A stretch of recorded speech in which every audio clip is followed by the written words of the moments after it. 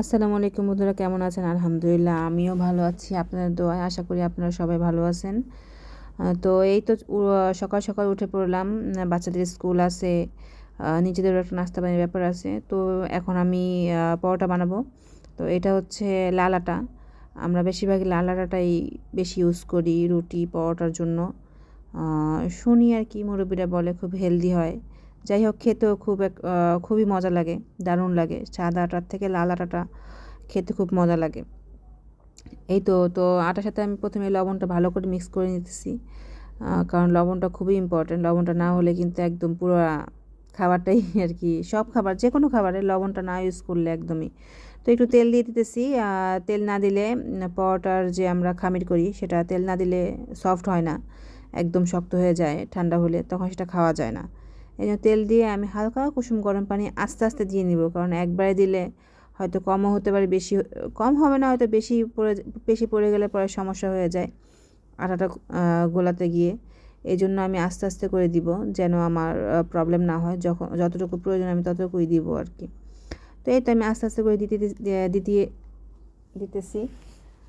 তারপরে ভালো করে মেখে নিতেছি, যেন কোনো দলা না পাকে। সুন্দর মতো আমার আটাটা মিক্স হয়ে যায় পানির সাথে।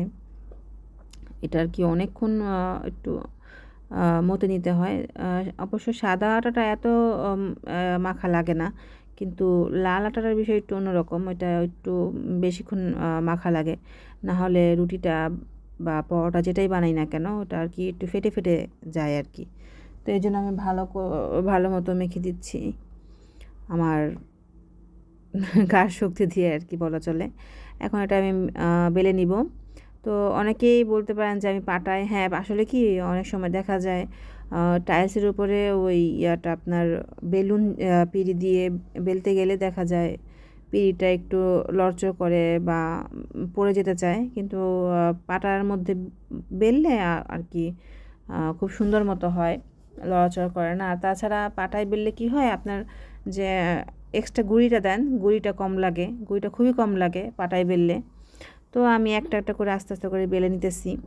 আসলে ভিডিওটা লম্বা হয়ে যাচ্ছে বেশি, তারপর আমি চেষ্টা করবো একটু শর্ট করার। তো এই তো আমি একটা একটা করে বেলে নিচ্ছি। আর বলতে পারেন যে এত পাতলা কেন, পরোটা যেহেতু বানাবেন। আসলে আমি পরোটাটা লাল আটারটা আমি একটু পাতলাই বানাই, সাদা আটা হলে আমি একটু ভারী করে বানাই, কারণ লাল আটার পরোটাটা পাতলা করে বানালে খেতে ভালো লাগে। তো এই তো আমার বেলা শেষ, আমি এখন ছেঁকে নিব। তো এই তো আমি এখন ছেঁকে নিচ্ছি। তো আমি আবার পরোটার মধ্যে লাস্টে ঘি ইউজ করি।